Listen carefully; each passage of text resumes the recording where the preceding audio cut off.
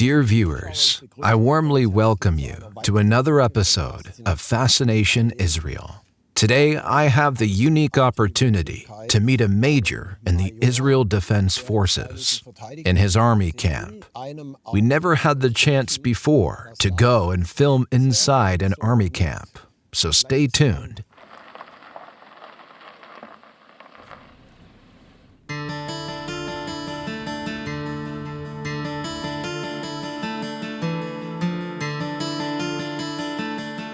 Unfortunately, we are not allowed to tell you exactly where we are today, except that we are driving along the Jordan Valley, close to the border with Jordan. This beautiful landscape is part of the heartland of Israel, Judea. Gottfried Bühler is meeting with Yair Jablinowitz. He is an Israeli reserve paratrooper who served in his unit for over 150 days after the October 7th massacre.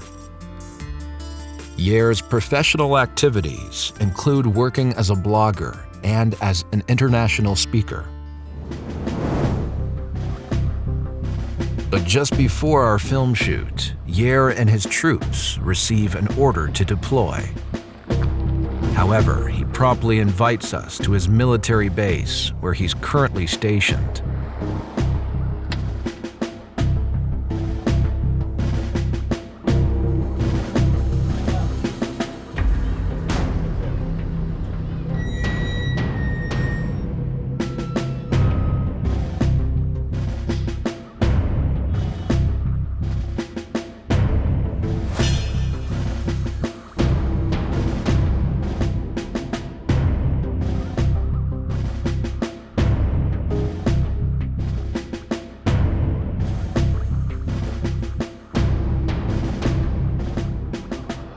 Well, Yair, thank you very much for letting us in here, for opening us the doors. Thank you very much.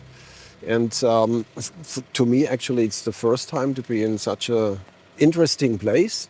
And I see everyone, which is usual. You have a uniform, all your colleagues have a uniform. And I heard from a soldier who was fighting for 9 months in the Gaza Strip that they are fighting against civilians. Young people came in jeans and T-shirts with weapons.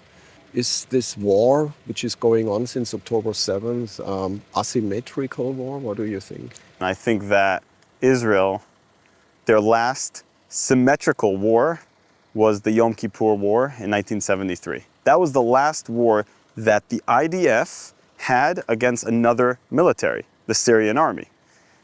Before that, we had 1967, we had 1956, we had 1948. It was all army versus armies, okay, plural. And Israel always won. Since 1973, our war is an army against terrorists, against guerrilla warfare, which makes it very, very difficult for Israel. But in the media, it doesn't look good, because what happens? Hamas doesn't have a uniform, as we all do. We're here in a base. Everyone here has uniform. And Hamas doesn't fight that way. Hamas's job and their strategy is to embed themselves within civilian population. That is their strategy. They know they can't beat Israel militarily, so the only thing they could do is have a Hamas member with civilian clothes, fire rockets or fire, his gun at IDF soldiers. And then when the soldiers see that and attack back, oh, it's an innocent civilian that was murdered. This is all false. Now, we're in a war, so civilians will get harmed. We didn't start this war. We don't want this war. We don't want any civilians to get harmed. But when you start and create the largest attack against Jews since the Holocaust, well, you better expect us to attack back. You better expect us to want to bring our hostages back, so we're going to fight. And in a battle, people die, including civilians.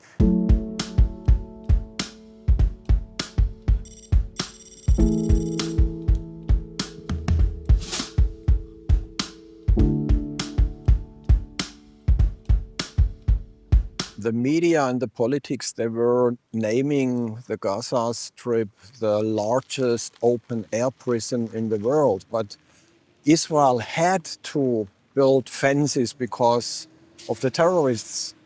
In Gaza in 2005, the security measures were obviously a lot more loose. When did the security measures get more strict? After they elected a terrorist group. But everyone has to remember, the border with Gaza and Israel is just from north and east. But actually, if you look south, there's a border with Egypt that no one talks about. And they tightened their border even more than Israel did. So if there's an open-air prison, Egypt is part of it too. And you have to ask yourself, why would Egypt, an Arab country, want a strict border with Gaza? I think we all know the answer to that. The IDF discovered the largest tunnels going from the Gaza Strip to Egypt. So it was obviously a street or many streets where they could get weapons and other things. Yeah, I mean, the Egypts probably knew it. Right. That's a good question to ask the Egyptians. Who knew, who didn't know, because there were tunnels that were large enough to fit armors like this. Literally. But in the end of the day, it all comes down to this. If you want to live side by side with Israel, no problem. But if you want to kill us, what exactly does the world expect us to do?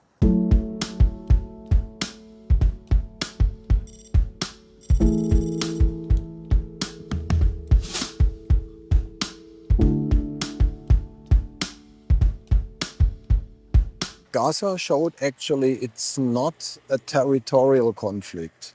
What is it, a cultural or religious conflict? There's a big debate also in Israel about what the conflict is. But I will say this, there's enough area here for everyone. There's enough area here for everyone.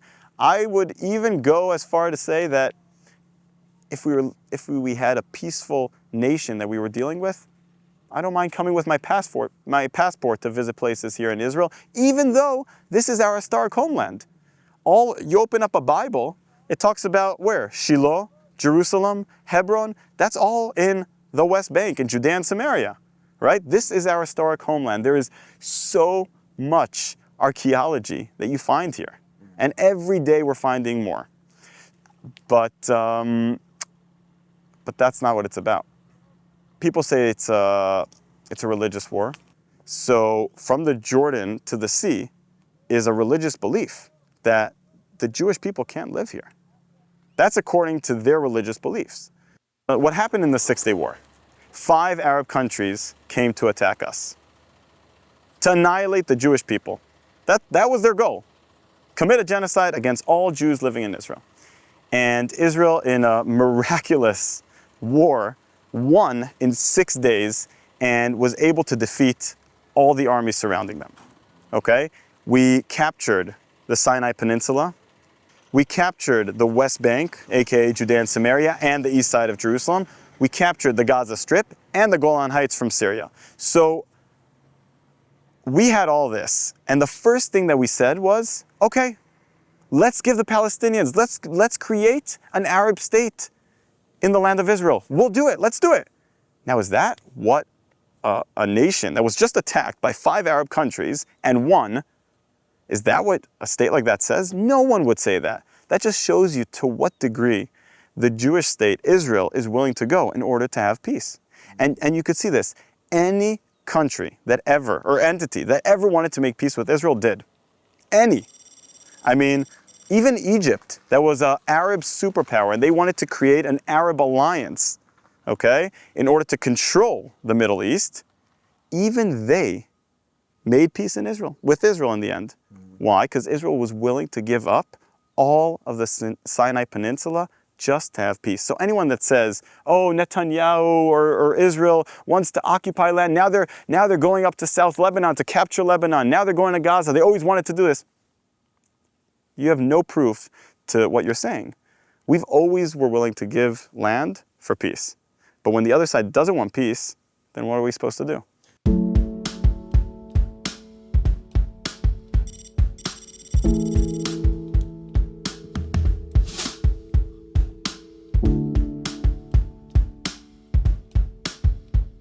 If we're talking about land for peace, in Gaza, Israel left Gaza, all 8,000 or 9,000 people who have been living there. The Palestinians, they had their land, but peace did not come. So what's the problem here? By the way, I lived in Gaza, in the Gaza Strip in Gush Katif. I went there because, I wanted to understand. I was a teenager then. I wanted to understand what is this all about? And, those that were against said, if we leave the Gaza Strip, we're creating a terror country right next to Israel. It's a big mistake. You were already aware of that 2005. Yes. I wish I was wrong here, but in 2005, we already said that this is going to happen. And they could have created such an incredible place, and they decided instead to elect Hamas. Okay, the majority of the Gaza people elected a terrorist group, and they decided to invest all the European money and worldwide money that came in to help the people of Gaza. They used the majority of it for terrorism. Instead of building a better place for their own people, they decided to attack innocent civilians in Israel. And we've been attacked for over 19 years. Rockets into Israeli towns for over 19 years, and no one talks about this.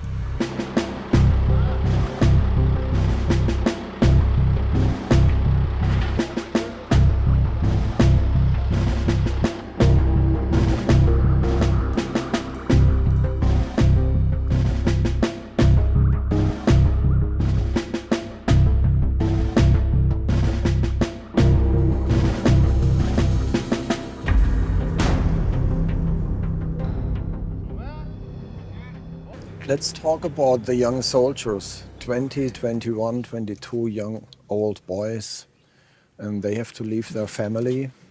They have to go into a very critical area. Many of them have been killed. How is it for the young guys, for the families? It's very difficult. No one wanted to be in this situation and be in this war. No one wants to go into Gaza voluntarily. This is not fun for anyone, but we have no choice. We have to defend our people.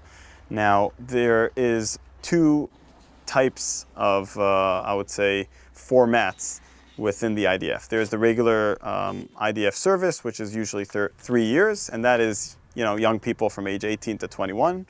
And then there is the IDF reservists, which is what I am. And that is pretty much people, it used to be till the age of 40, now they extended it a bit, but it's people that retired from their IDF service, and they're on call. And whenever things escalate like now, whenever there's a war, they're called up. So you have no choice, you personally? I have no choice. You have to come. I had to leave my family, I had to leave my children, I had to leave my wife and come here. And no one wanted to do that, No one wanted to be in Gaza, sleepless nights and walking for hours and hours and not showering and going through all this. No one wanted this, but this is our reality.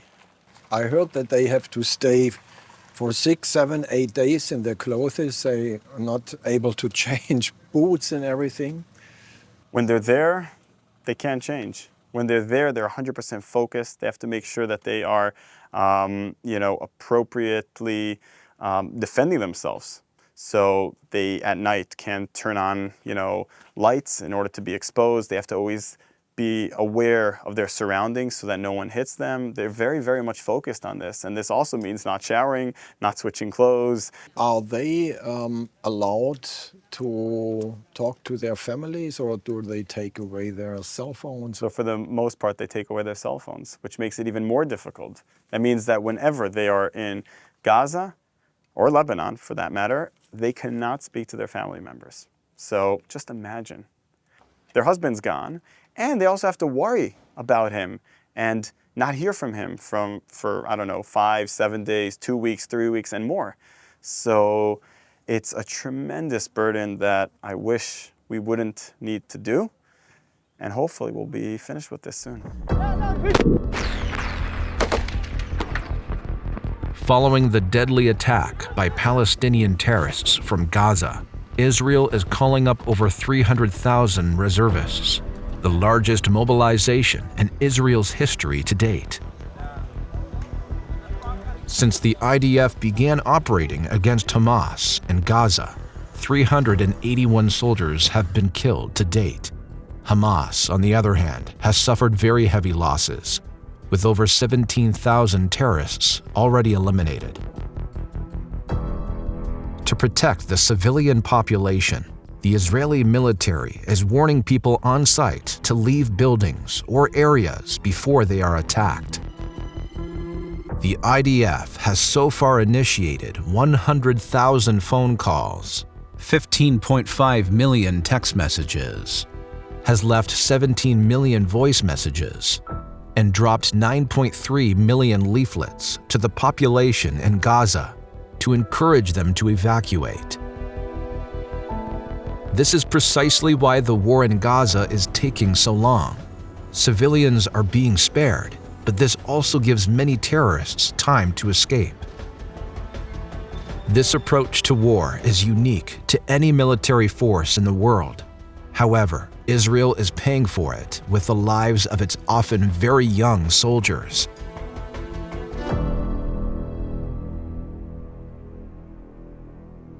United Nations, Europe, the United States, they calling since months for ceasefire. Would that be the solution? We always want a ceasefire. We didn't start this war.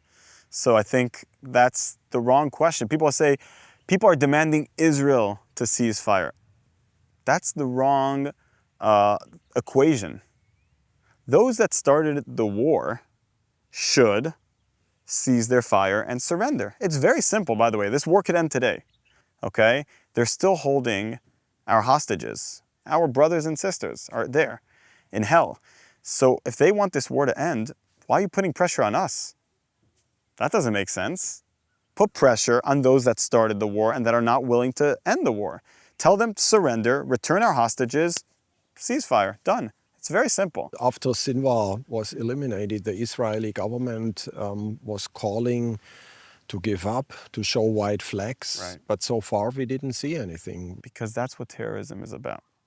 And Hamas is an ideology. It's a radical ideology. And that ideology is prevailing here where we are in Judea and Samaria even more than Gaza. Here you have a majority, according to their poll in November 2023, they had a poll that they asked in Gaza and in the West Bank. They asked the Palestinian people, do you support the terrorism that Hamas did on October 7th? The majority said yes, okay? It was 75% of all Palestinians that unequivocally supported it.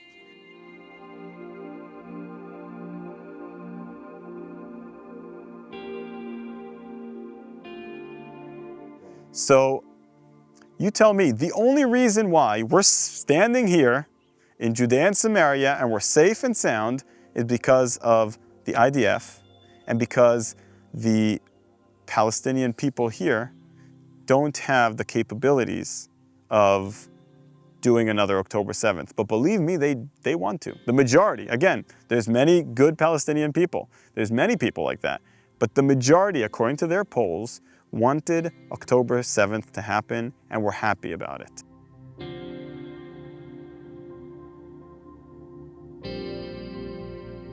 To say only Israel is to blame, only Israel should take responsibility, wait a minute, what about all these people that are supporting terrorism and murder of innocent lives? How come no one is pointing fingers at them? And that is the problem.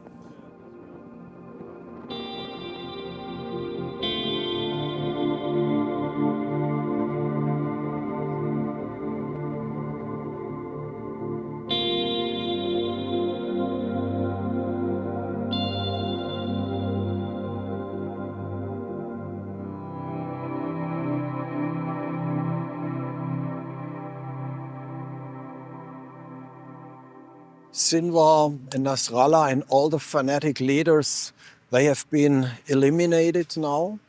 Do you think that there is now hope? I think there's hope. I mean, I'm optimistic, but I'm also realistic. We look at the Abraham Accords that happened in 2021. That is the hope. Because think about it, when Israel was founded in 1948, all the Arab countries surrounding us did not want us, right? They had no diplomatic relationships, nothing. Suddenly, Egypt, Jordan, okay?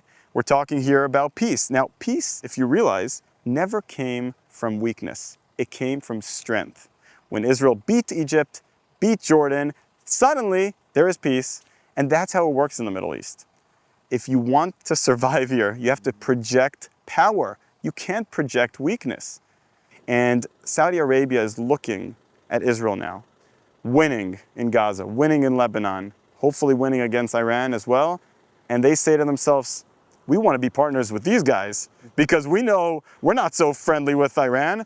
The Houthis have been attacking Saudi Arabia for a while.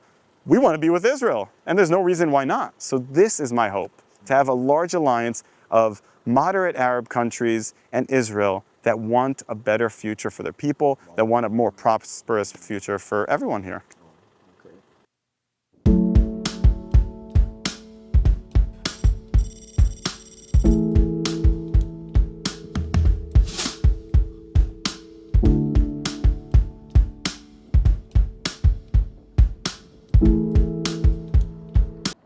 So there are two things. On the one hand, people are saying the IDF is the most human army in the world. And the second thing is war is always terrible and you have to defend it yourself. And this has to do, and this creates victims. So can you tell me more about the IDF who is under critique in these days? So every single IDF soldier that joins the military gets this small thing over here, which it says Ruach Tzahal, the spirit of the IDF. And it talks about our moral grounds and where we get these morality, these moral grounds from. And it talks about the four sources, okay? The first source is our long heritage of the IDF military in the, war zone. And the second thing is talking about Israel as a state of democracy and freedom. The third thing is our long Jewish presence here. This is our ancestral homeland for over 3,000 years. And the fourth thing is our morality and humanity. And these are our guidelines. It talks about the purity of arms. What is purity of arms? It means that we cannot use our weapons to hurt or harm anyone who is harmless. We can only use it in order to defend ourselves and to make sure that those who try to harm us will be harmed first. That's it. So, but the media is blaming Israel and also the politics that you kill innocent people in Gaza. Yeah. Well, the facts speak otherwise. And I think that it always goes back to this. If you want to be driven by emotions, then of course you're going to be against Israel, right? When you don't care about facts, then why not? Because what are your emotions saying? They're signaling, oh, Israel is a strong country. Israel must be the oppressor because they're strong. And the poor Palestinians, they just want peace, right? And because they are weaker in this conflict, it wasn't always this way. The Jewish nation was weak for thousands of years, right? And suddenly we have a strong army because, why do we have a strong army? Because we have no choice. If we wouldn't have an army, we would not be here. Every single Jew in Israel would be dead. Don't take my word for it. Look at what they say. This is our charter. Look at Hamas's charter. Hamas says every Jew must die. Not only Jews in Israel. And this is what we're driven by. So look at this, look at facts, and you'll see the truth. Okay.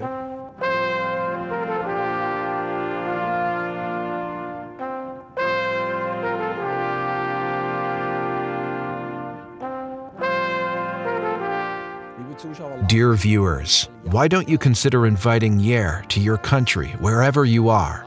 I am sure he would love to come. I think it's important that we have people like Yair, who are able to show the other side of this conflict also. Thank you for watching today, and once again, Fascination Israel has shown something that you don't usually get to see.